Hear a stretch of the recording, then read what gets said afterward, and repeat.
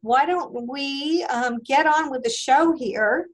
You know, this webinar is our second ever kind of webinar to kick off our legislative work.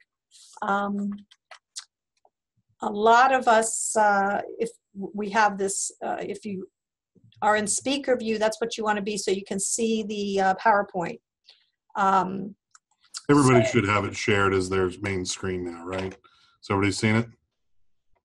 Yes. Let's got the computers up? Okay, cool. Great, great, great. And we'll make sure to describe what's going on for the people that are on the phone. Okay, so we're looking at a picture that we took on the first day of the legislative session 2 weeks ago to the day, January 8th. Our staff came in from Houston and Dallas and joined up with the Austin staff, and we went to virtually every office to let them know that of what our priorities are, and to find out, you know, congratulate folks on their victory, and to let folks tell us if they know who their environmental aides are, if they have any environmental issues they're concerned about. We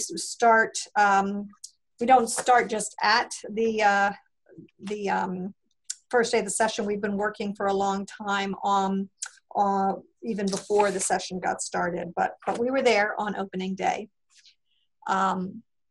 Let me welcome everybody to the agenda as well. Dobbs, I think you're controlling this for us. So want to give you a little bit of the big picture.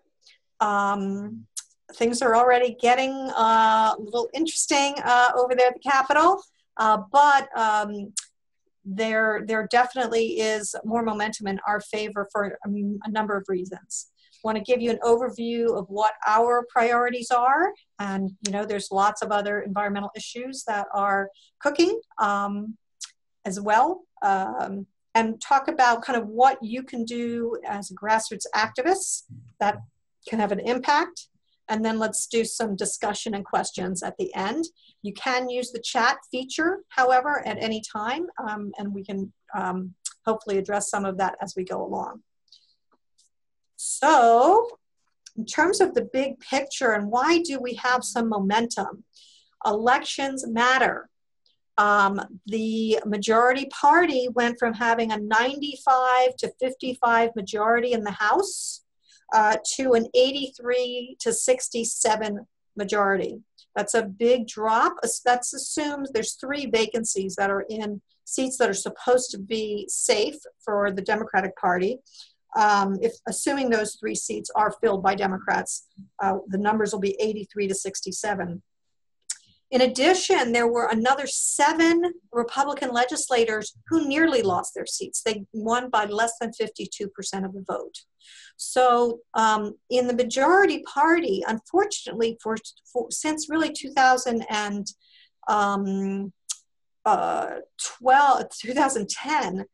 they have mostly been worried about looking to be too moderate and having a primary challenger that would challenge them from the right wing. And generally, the people on the farthest right wing have not been friendly to the environment in a lot of cases. Now, because so many of the elections, there was turnover or they were close elections, the legislators have to worry about the November general election voters, which really helps us when there's instability in terms of who's going to look you know, a little bit more moderate, shall we say, or more friendly to the environment. That really helps us. So those changes happened in a non-presidential year as well. Generally, we don't see that kind of shift in a non-presidential year because Democrats usually don't vote in large numbers. And we're not a partisan organization, but we know that the partisan dynamics in the legislature do have a big impact on what happens to our issues. So I want to thank people who engage in the election stuff. That helps shake up the system a little bit, and that resulted in a definite change in the tone and the focus so far of what legislators are talking about doing, which I think will help us and our issues. both in hopefully less defense that we have to play and hopefully more offense that we get to play and more wins. The other thing, a big change, is that we did a lot of work in between the sessions. We had people coming up for interim hearings and testifying before committees. People did a great job, really showed that there are problems that need to be addressed.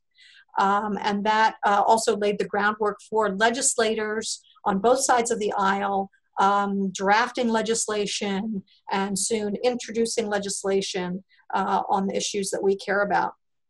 And also we had sit-down meetings with a number of key legislators before the session even got going. So starting to build those relationships is really important. So all of this gets us in better shape for this session that awaits us. Dobbs, he's our program director and legislative director, program director in Austin. Yeah, hey, thanks, Robin. Appreciate that. And I'll mute you from over here. You can always unmute yourself if you need to. Thank you so much. And like she said, we've done a really good job of building some momentum for this session and getting ourselves in a position to really get some stuff done. Part of that is also being really focused with our agenda.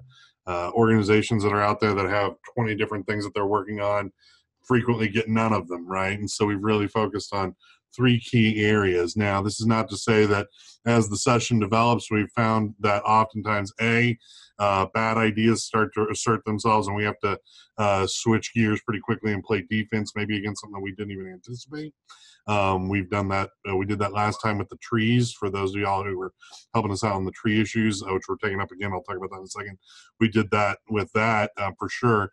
And then also, if there are things that are important and valuable that are moving, we are not averse to picking some things up and moving on it. We were just having some conversations today about railroad commission reform stuff that's coming up, especially in the Dallas area, after they've had a series of tragic accidents up there with natural gas lines. It's something that we may pick up. But for right now, our focus really is on the 3 areas that you've seen probably in emails, online, on social media, and on this slide right here. Number 1 is reducing cancer risk from polluted sites, and that's really a bigger picture issue of fixing the pollution cleanup programs in our state, which is really in many ways a resiliency program that's tied to environmental justice and to climate change and climate resiliency. Number 2 is improve, and this is where a lot of y'all have done a lot of work with us, improving the permitting and enforcement processes for the waste industry in the state of Texas, because it is so broken, and we've got some real momentum moving on that. And then finally, restoring and defending local government's abilities to protect people and the environment in their communities. Let me go and talk a little bit about the first one here. I always like to, I think the best way to take, there's some great points here, but I think the really important thing to talk about is how we got into this is Hurricane Harvey hit. We're watching these horror scenes on the news. Many of you were living through it. And you saw it, and one of the things that I know popped into my mind and popped into all of our minds was what's happening to the waste pits. That was one of the first questions in my head. And then we saw what happened is that the San Jacinto River waste pits, which is a horrible site for dioxin pollution in the Houston area, that it was totally disturbed and pollution was spread everywhere. And so then we're like, well, gosh, what happened to all the other Superfund sites? 13 of them were underwater. Then we started scratching the surface and we're like, wait a second, the vast majority of pollution sites never even make it into the federal Superfund program. What happened to all those? And a lot of those are underwater. And then we find that these pollution cleanup programs are completely broken. And they are broken at their core in the sense that the numbers that they use to determine how polluted something has to be to clean it up and how much we're going to clean it up once we do that, those numbers are completely off. So that in Texas, we allowed 14 times more groundwater pollution than federal standards. And in fact, we allow residential developments on soils that Louisiana or Mississippi would consider too polluted for industrial uses, like a factory or a refinery. We allow a church or a school or a home to be built there. So we have these broken programs. We're working to fix them. One of the key elements of the problems of this program is the fact that we allow cancer risks at 10 times the level of other surrounding states. We have a bill. Let's see if it's on the next one here. Yep, it is. HB 893, filed by Representative Harold Dutton. I don't know if one of the other TCE folks wants to handle the chats coming up. Thank you. Thanks, Roseanne. I see nodding heads. The House Bill 893 by Representative Harold Dutton, who's the third most senior member of the House of Representatives. He's from the Houston area, longtime justice advocate from that community. He has filed this bill for us. It is going to change the cancer risk levels that we tolerate in our cleanup programs, which should strengthen those numbers significantly and mean a lot more pollution cleanup in Texas than we would otherwise have. So we got that bill drafted by Sarah Davis. Some of you who were in our Houston office this summer may remember me being there, and we met with Sarah Davis, had a great talk with her. Her office got the bill drafted. Then Harold Dutton is going to carry it for us, and we're going to be working on that. We were just reaching out to his office to start talking about strategy today. So that's something that's really exciting that we're looking forward to working on this session. As you can see from this slide, this is just a good visual representation of how bad the problem is. If you look on the one on the left, that little dot, there you can see, compare the level of soil pollution that other states will tolerate versus what we tolerate here in Texas, and the amount of groundwater pollution that they'll tolerate, and the amount that we tolerate here in Texas. You can also see that the benchmarks for pollution, for carcinogenic pollutants, are especially bad here in Texas. So that's something that we're working on. We've been talking a lot about that, and we are going to be moving that bill, and that's something that we're starting to build our coalitions on right now. Talk about trash here. Roseanne, you want to pick it up? Yes, thank you, Dobbs. So hi, everyone. I'm Roseanne Barone. I'm the Houston Program Director. So I'm going to talk about our waste policy recommendations for the session. So what you're looking at here right now is a map of leaking landfills in Texas, but landfills overall just have a huge impact on the environment. You can pretty much build one anywhere, and they're almost impossible to stop. So this is a map that shows, it's based on a report by the TCEQ on groundwater contamination. So all the landfills listed here have been placed on the leaker list at least once in the last 5 years. So these are landfills that are currently leaking into drinking water, or have been at one point within the last 5 years. But again, this map only includes leaking landfills. Not all of it is drinking water. That should be really clear. It's groundwater monitoring. Groundwater, yes. So, thank you. Yes.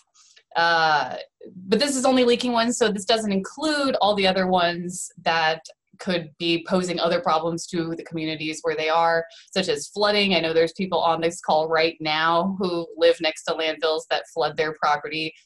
Shout out to Gary on a regular basis, as well as these landfills reek of strong landfill odors day and night. Some of them can have wind-blown trash. The trash is blowing out of the landfills and getting stuck into trees.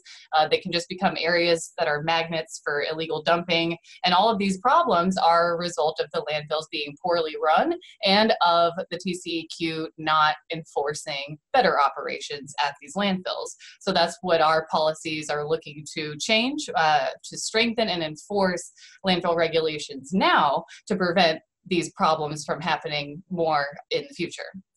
So we'll get into some of the details on what specific policies we are recommending. We've been working on landfill legislation for years to protect people who live near them and lessen their impact on the environment. So these recommendations have come from us working directly with the people who live near landfills. So similar to what Dobbs was saying about toxic sites system, our system for permitting and enforcing landfill operations is also broken. In Texas, it's way too easy for landfills to get permits and to continue to operate while they're still causing problems, and it's way too hard for communities to defend themselves. So here are just some of the solutions we've come up with. One of the first things is the siting of landfills. This is pretty simple, common sense type of recommendation. It became even more obvious after Harvey, and we're recommending that no landfills should be built in floodplains or over aquifers. There's only one aquifer right now that is protected, and that's the Edwards Aquifer. Another one of our recommendations is permitting. This is kind of where a lot of landfill problems happen, is in the very beginning stage of the landfill owner applying for the permit in the beginning, or amending an existing permit to expand their landfill, essentially. But there's currently an unlimited amount of attempts that a landfill company can use to submit an application. And in some cases, the TCEQ even helps landfill owners fill out their application. They'll send them back to the landfill company. You missed this, you missed this. And there's just this kind of ongoing support really for the landfill company to make sure their application can get in, and they're able to do this as many times as they need to get their application approved. So we want to limit the number of times that a landfill owner can reapply and keep getting that assistance. I think the next one, yeah. So as other areas that we're looking to change are how problem landfills are reprimanded or fined for having, any of the issues we mentioned in the beginning that are problems.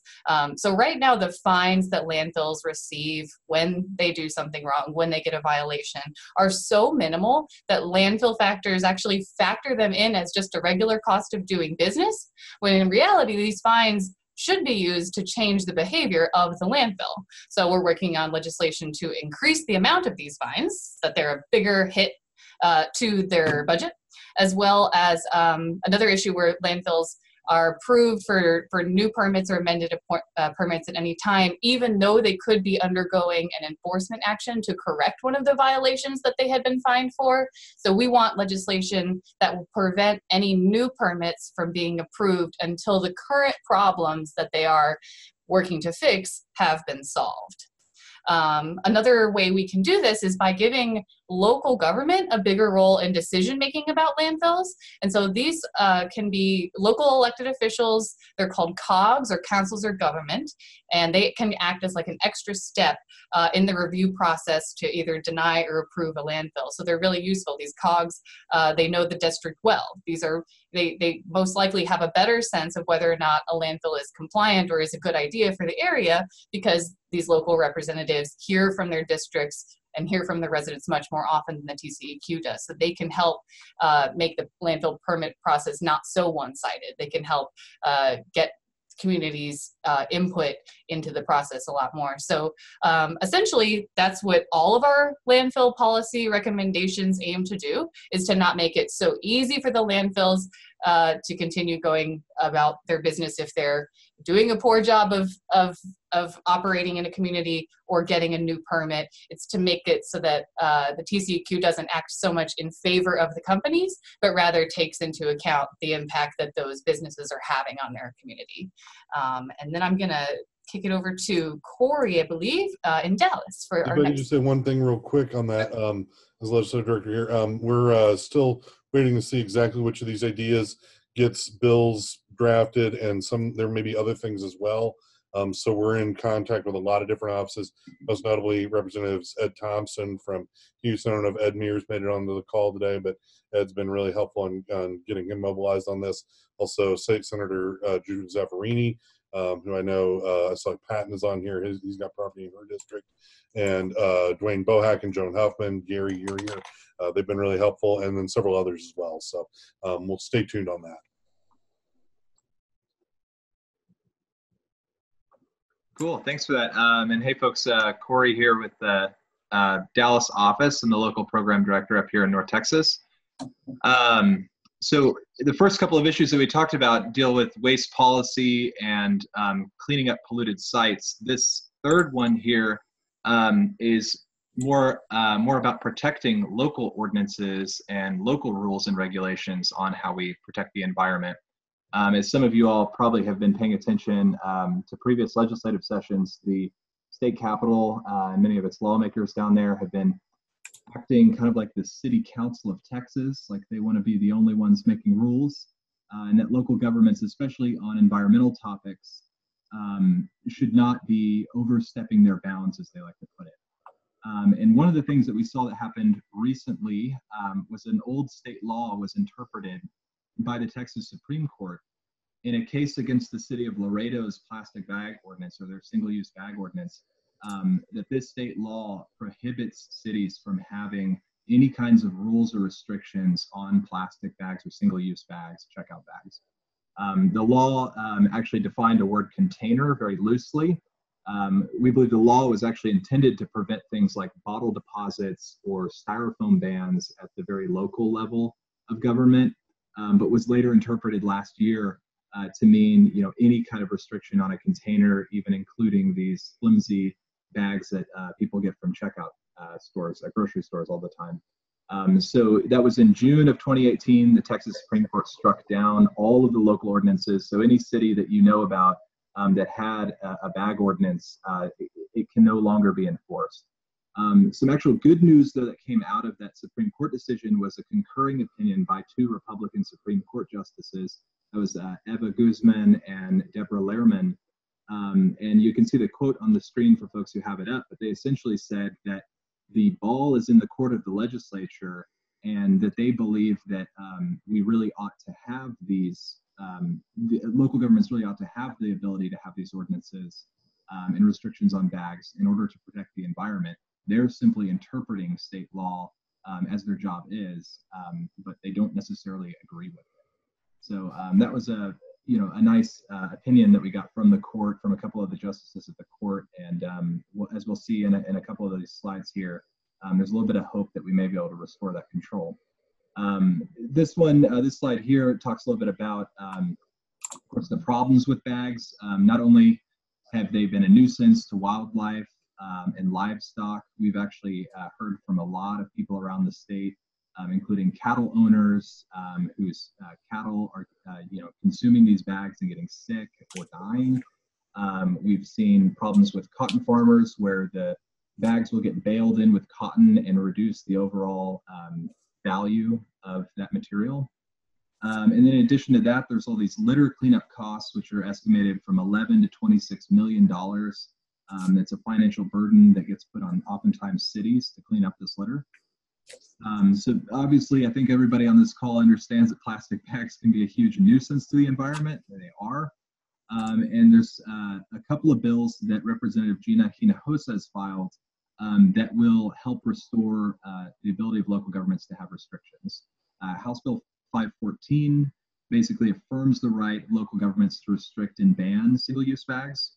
And same Representative Hinojosa's House Bill 856 would allow local governments to restrict and prohibit containers and packaging beyond bags. So this would go for styrofoam, maybe even straws, all kinds of waste that cities deem is harmful or a nuisance on the environment, or for whatever reason they would have the ability to restrict those.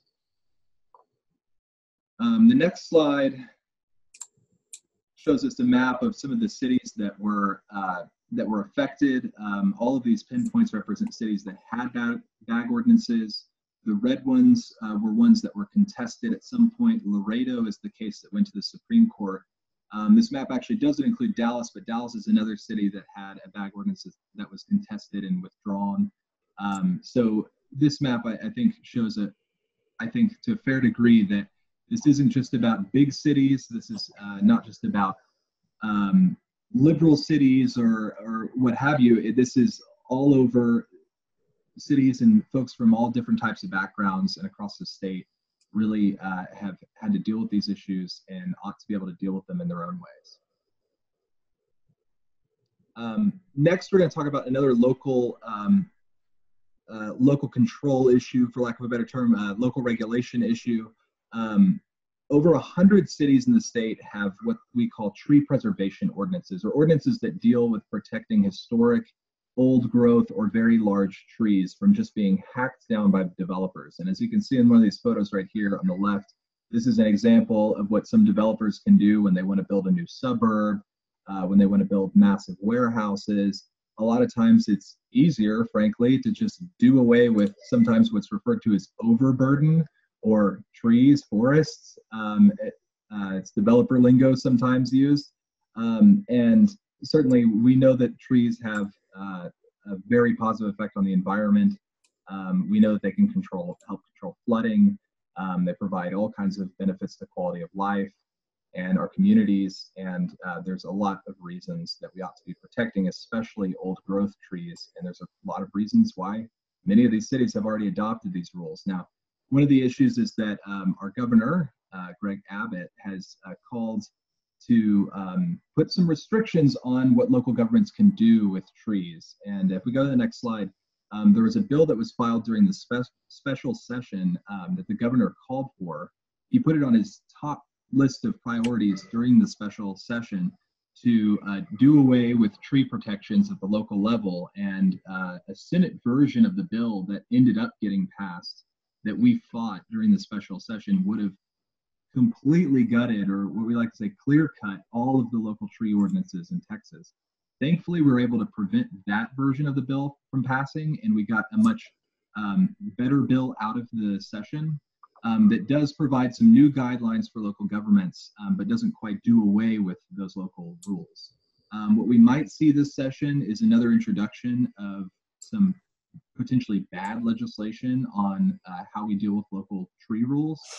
We haven't seen any of these bills filed yet, but this is definitely a defensive battle that we're going to be looking out for and following up until the bill filing date in March.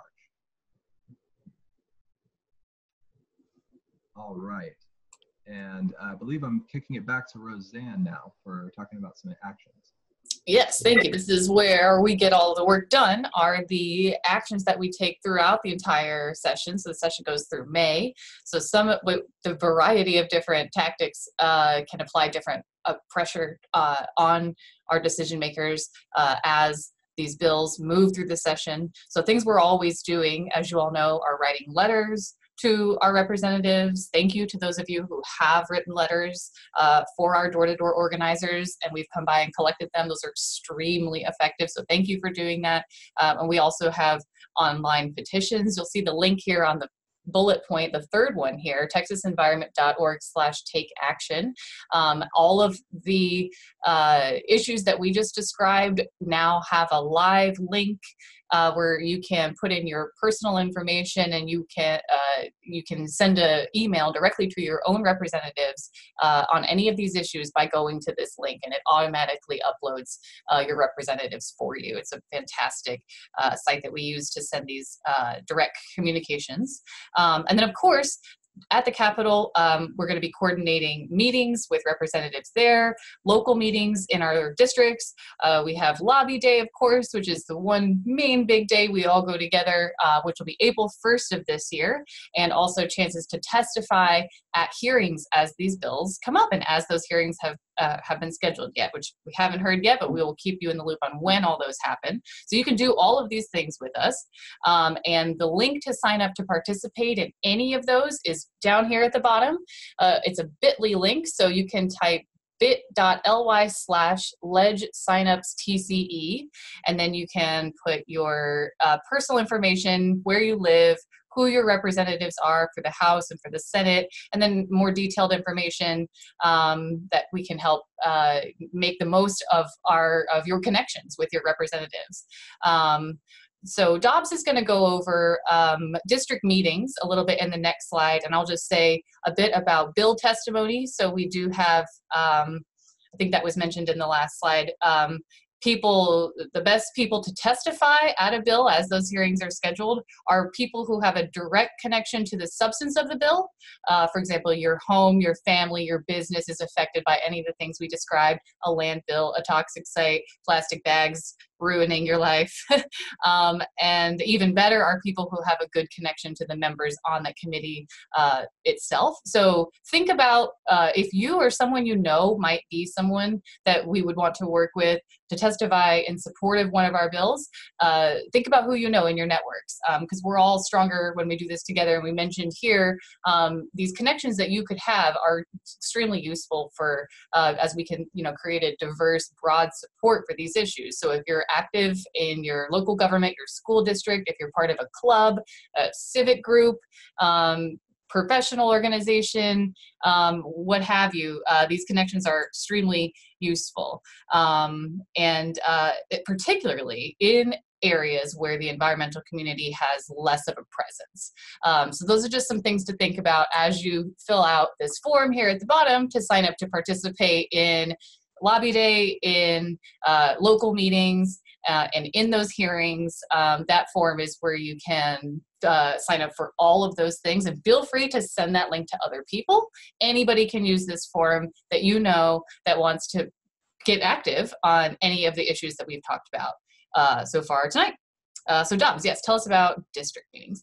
Yeah, and just so everybody knows, that link there, like all bit.ly links, is case sensitive after the slash. So you need to capitalize the L, the S, the U, and the TCE if you want to use that.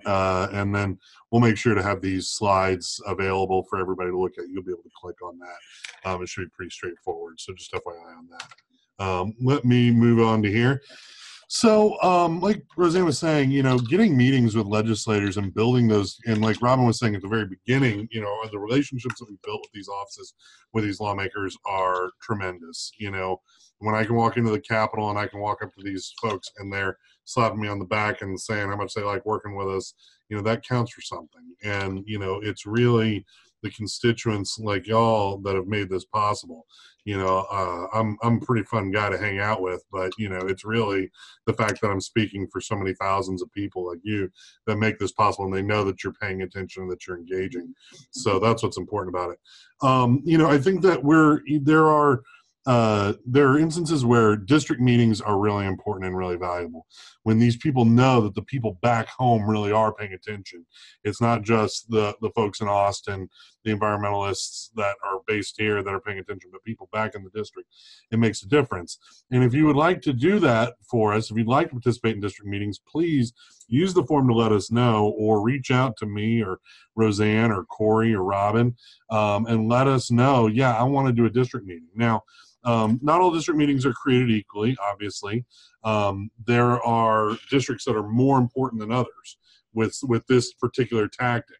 If you live here in Central Austin and Jeannie Hinojosa is your state representative, she's fine. she's helpful. Yeah, we're not worried about her, right? But if you live in a district where it's a Republican lawmaker in particular, that's really valuable. Even if it's a Democrat, if they're one of these new folks that got elected, these folks don't necessarily know what the score is yet, and getting them on board and getting them bought in on our issues, that is really valuable. So, if you're not sure if your district is perfect for it, chances are if you're really gung-ho and want to do it, we will help you do it, because the more relationships, the better. But those are the most important for us to be thinking about this with. The other big thing to think about is that if you can't do a district meeting, or if you do a district meeting and you want to come here on April 1st, April Fool's Day, we'll be celebrating with the largest collection of fools in the state of Texas, the Texas legislature, with our biennial TCE lobby day. We will be having we'll be having people from all over the state to go around and talk to their lawmakers about the issues that we're working on, the stuff that you've been talking about. By that point, we should have some real developments with them that'll make it so that these are really crucial meetings. So what I would say is, if you're interested in doing the district meeting, let's pull together, like it says, a diverse, credible group of constituents. Let's talk in advance. Let's work together to figure out how we're going to set that up. We can help do the scheduling and that kind of outreach portion of it. We'll, put on some nice clothes. We'll connect to the district and the issue. We will respect the time of the people they will use these kinds of steps to be able to have a really effective meeting there in the district. But even if you do that, or if you can't do that, let's also think about getting you here on April 1st so that we can do our annual lobby day. By the way, if you can stay overnight, the day before March 31st will be our TCE annual meeting held here in Austin. It's actually going to be, it is at TDS, right? So it's going to be actually in Creedmoor, Texas, at Texas Disposal Systems, which is a really cool facility that you want to see. So just want to bring that up. If you're interested in this, please either email or call us. Bring it up here in a minute, or you best of all, use the form that we just talked about and set that up, and we will be able to get you engaged with our district meeting situation here. I think it's Q&A time. You can, if you're on your computer, you should be able to hover your mouse over your picture and see an unmute button. If you're on the phone, I believe it's usually *6. Is that correct? So you *6, you should be able to ring in and ask some questions. And let's hear from folks. Oh, and make sure to mute yourself again once you've asked it, just so we minimize the echoes and everything else. Dobbs, real quick, can you go to the next slide so people can jot down our contact information while we're doing questions if they would like? And this is Robin. If you haven't yet identified yourself, we want to know who's on the call. If you can access the chat through the website or through Control H, or just email me at Robin with an I, Robin, ROBIN at texasenvironment.org, and let me know that you were on. That'd be great. Thank you. So questions, ideas, please. I did have a question. I think you said it was being recorded. If there was something that we missed, would we be able to access the recording? Yes. We'll send the recording, and we can send the PDF of these slides too, in case you want to go back and read a slide without watching the entire thing. Yeah, or even just share it's a Google slide, so we can share the Google Doc. So the answer to that question is, yeah, all of this will be shared in multiple different formats. So, and if it doesn't work for you for some reason, you can contact us here, and we'll make sure that you get the information. So I have a question, because I was part of the constituent meeting with Sarah Davis, and I remember at that meeting she said that she wasn't really the one to do that bill, that it needed to be someone on the committee, and you've obviously found that person, but I'm interested to know how you managed to get her to actually write the bill for you. Well, I'll take that up if nobody else wants to. First things first, I'll say that he's not actually on the committee, or hasn't been in the past.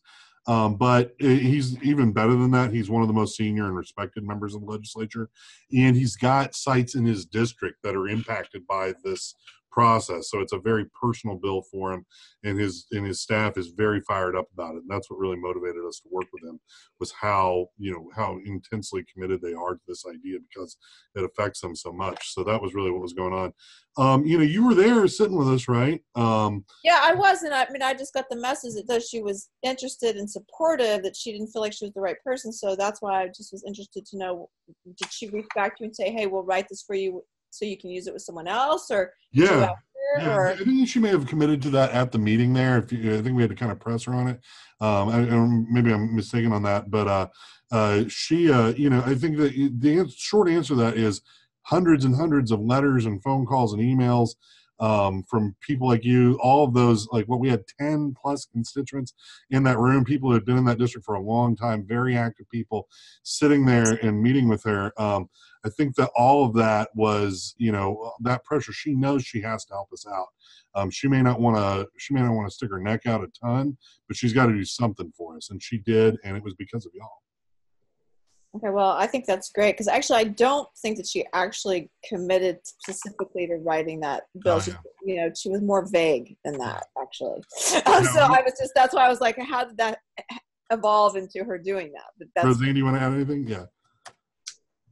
Should I add how we found? Yeah, you want to add anything to this conversation? Facebook was helpful as well.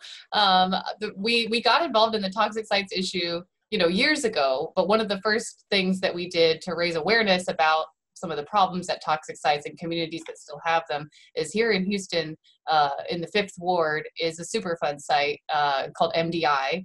And that's a site that currently is now going to be redeveloped. Essentially, it's been determined that site is ready for reuse. And I actually saw, there's someone shared on Facebook an article that they're going to be redeveloping that site.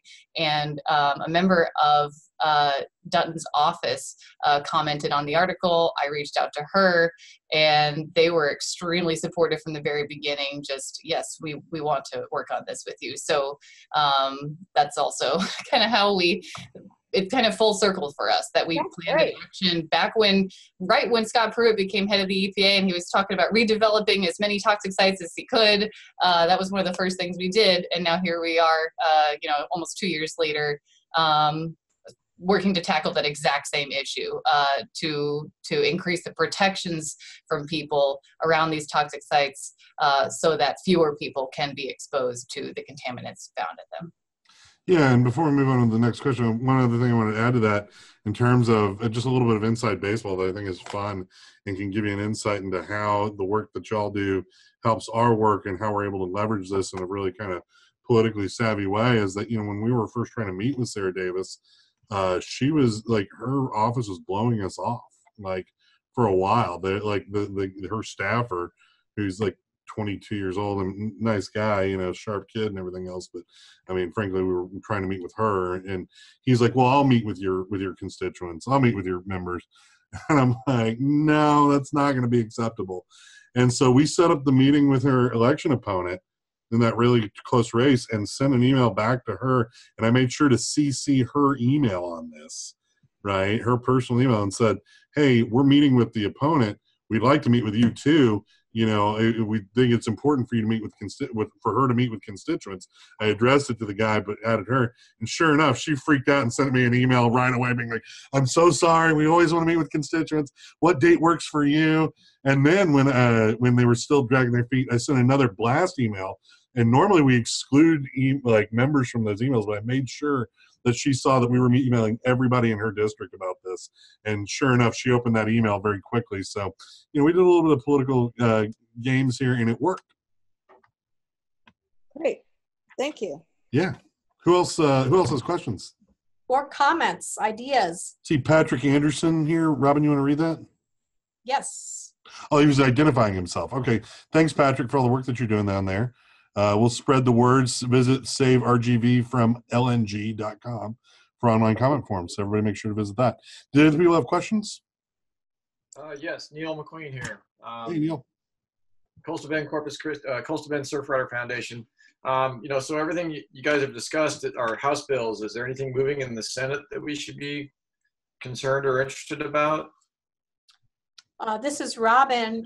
Yes, we do believe that there will be a version of Representative Hinojosa's bill, House Bill 514, introduced in the Senate. We're not exactly sure who will do it, but we believe there will be a Senate bill for the restoration of the local options on single-use bag pollution. In addition, on the because of the great work, say, of Gary Brown and his merry band of landfill fighters, that Senator Huffman is planning on introducing legislation related to landfills. Dobbs, do you want to go into the details on that? Yeah, I'm happy to do that. The big one is Senator Huffman.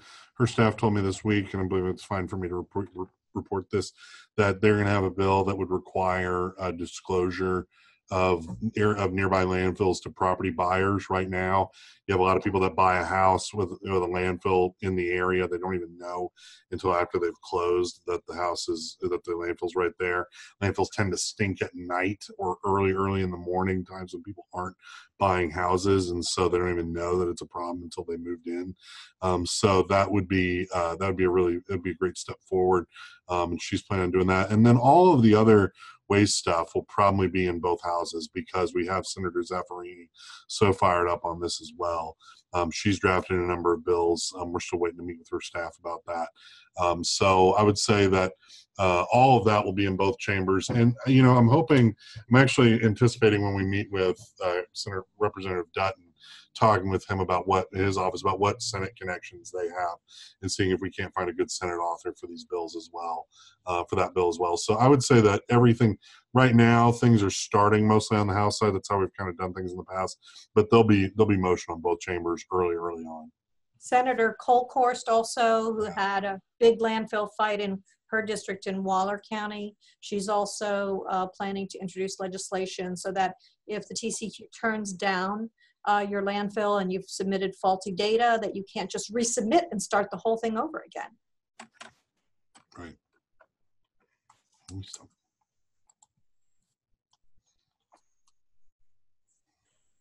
What other questions? Or ideas, things we should know about?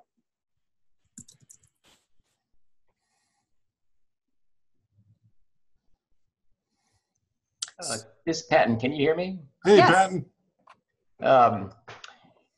Yeah, I sometimes wonder if in all this landfill fight I've been going through for 5 years, if I should contact the top people in the TCEQ to, you know, have any kind of conversation or anything. You know, I have not sent any information to them or try to correspond with any of them.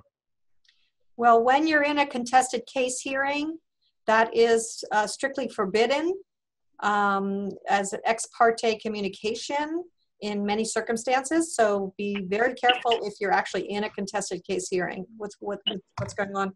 Actually, Dobbs and I are meeting with the executive director of TCEQ, Toby Baker. We spoke up at a meeting, I guess it was October, November.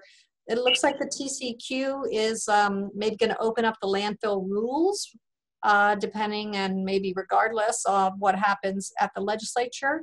They know this is an issue that's getting a lot of attention thanks to all the work that people have been doing, complaints that have been made, and organizing being done. So we're going to kind of talk to him a little bit more about that. We'll probably talk about polluted sites, I would imagine. We'll find a way to bring that up. So it's important that people to realize that the state legislative process is one that it doesn't all end in the end of May. And what we intend on doing is mobilizing all of the people that we are engaging now in the legislative process to put pressure on the TCEQ to change the rules when it comes to polluted sites, to change the rules when it comes to trash facilities. And that will really pick up steam, for the most part, we believe, after the session's over, because they're also kind of paying attention to what's going on at the Capitol. So stay tuned and stay involved. We have to be in it for the long haul. And we'll need your assistance when it comes to rulemaking after the legislative session. If bills pass, there's usually rulemaking involved as well in the implementation of legislation. So it doesn't all stop when the legislature goes home. Any other questions? So somebody who had unmuted themselves from their phone. I wasn't sure if they were trying to ask a question.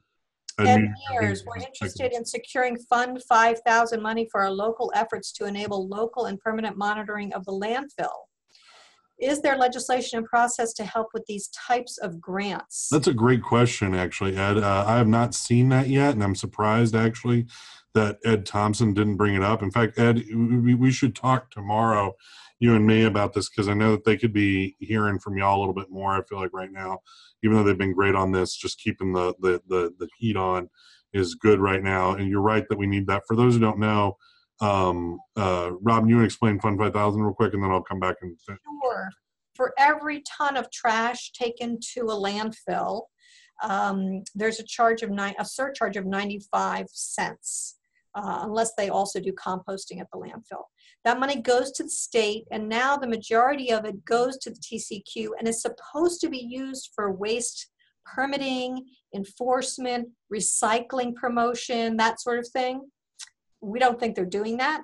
But the minority of it is supposed to be awarded to the councils of governments to go out to provide grants for local government agencies. So to do work on illegal dumping or recycling or hazardous waste, whatever.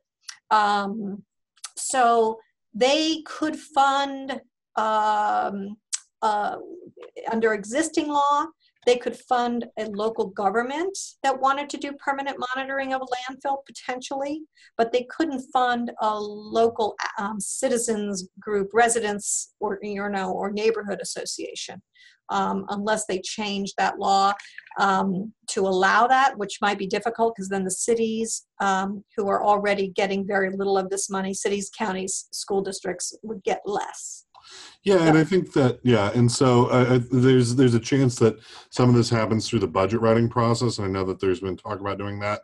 I know that Representative Thompson has talked about putting forward some budget requests or riders. Tomorrow, we are anticipating learning who is on what committees in the House of Representatives. That news came out today. This is very early in my experience in the process. That's good and bad. It's good in that hopefully we can get more done that way. It's bad in the sense that we're gonna have to start really working a lot earlier. But we'll know who's on the Appropriations Committee, and Appropriations will start having meetings very, very soon. So there's a possibility that it'll happen through that. But that's part of the process this year as well. We have got the Senate committees already. Yeah, yeah.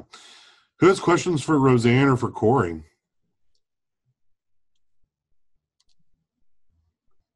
Or maybe, Corey, if you want to just kind of jump in and talk about some of the things that you've been paying attention to. Yeah, and I see there is another comment. Are there any other state legislatures in the country trying to block local control when it comes to bag bans or other environmental regulations? I understand that Michigan, as a state, passed a bag ban, if I'm not mistaken. That happened in the last couple of years. Maybe others on this call are aware of some other ones, but this is not unique to Texas.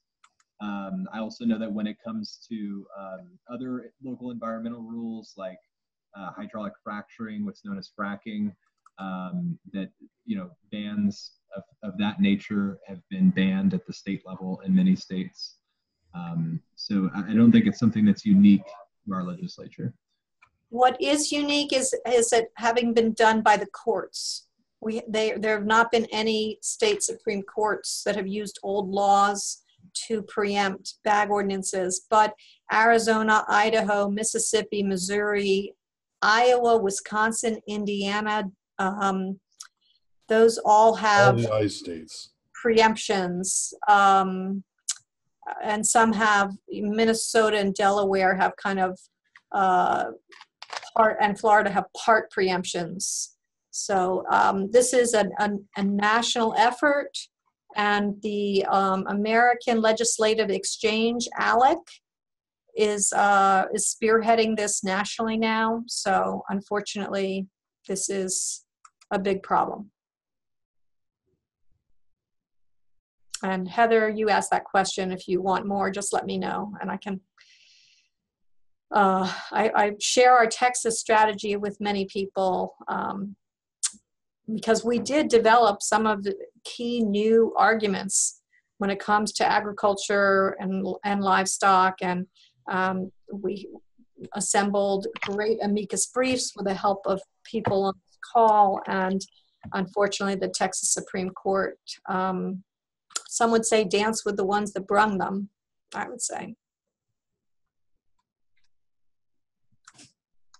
Robin, if I could add something about ALEC, everybody that's on this call, you can look up who the member companies of ALEC are. There's a lot of large retailers in the United States that are members, and ALEC is pushing an agenda that supports corporations and does not respect individuals, consumers. So we can vote with our dollars as well, and I encourage you guys to take a look at that. Do you want to put that in the chat? Yeah, if you can do that, that'd be great. And then Heather, I think also asked, are there any lawsuits about bag bans? That's what got us here, right? So they sued the city of Laredo for their ban, and the Supreme Court of Texas ruled that our laws don't actually are already preclude single-use bag bans. So that's that piece of it's already the lawsuit piece went against us. There is no chance for like a federal lawsuit undoing that, simply because the federal government's not going to rule what laws Texas can and can't pass on something like this at this point. So, the strategy is the legislature, right? We need this. I would be lying if I told you that I was convinced that we were going to get this bill all the way through the process this year. But I think that we can get it moving. We can get some new allies and some attention to it. Frankly, last time this same bill got through the calendars committee and got through the House and the House floor, we did have a secret weapon, which was Leela and Kaylin and their friends helping us out and their families helping us out. But y'all two were the rock stars of that day. And I honestly, I 100% believe that it played a factor that those lawmakers did not want to look bad to you guys. You want to tell them about that real quick?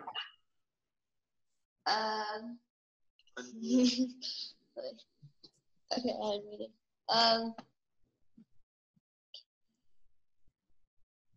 You just want to tell them okay, yeah.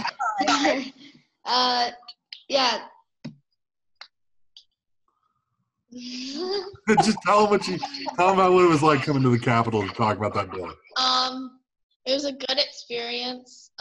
We got to experience like our country's democracy. Well, we head basically. on, Wait, are we talking about the time? Both of them. You can talk about the first two you want. So that was really fun because we were practicing. So we had to like get up at 5, and we got to miss school, and then so we were practicing a lot, and so then we lobbied at all the offices, and that was really exciting. It was fun to like be a part of the lawmaking process, and then we also testified once, and that time I think Kaylin was talking about Girl Scouts and stuff, and all the opposing people were all like, "Oh, Girl Scouts," and so they let us like sit in their chair, and that was fun. Yeah, but I really enjoy doing that and lobbying. Well, you're going to get chances to do it. I'm going to mute you because I got an echo going with you here. But thank you so much for participating in that. And we're excited to have you come back up. We'll work it out with your parents, and we'll get you up here again soon, okay? Give a thumbs up. Awesome. Do we want to wrap this up? Robin, you want to wrap this up? Sure. I want to just thank all of you again for participating. You know, the way TCE wins, we don't have tons of money to give campaign contributions. We don't have organized money in that way. What we have is organized people, and you folks are key to all of that, to everything that we do, and to making an impact at the legislature. So please stay involved and during the legislative process, and then afterwards as we work at the local level at the State Environmental Agency to really work towards a Texas free from pollution, which is our long-term vision for this state. So thanks everybody for participating, and have a nice evening, and we'll be in touch. Fill out that form so we know how you want to get involved if you haven't filled it out already, and let me know if you signed on. Send me an email if you didn't. And for anybody in Houston, Alan Krathouse, Kaylin's dad, is throwing us a party at the Mongoose versus Cobra Bar this Friday night from 6 to 9. We're going to have some music by another board member, Carol Burris, her board Traveler, and some poetry and art, and it'll be a fun time. So please join us if you're in Houston or anywhere near Houston. Thanks so much, and good night. Bye.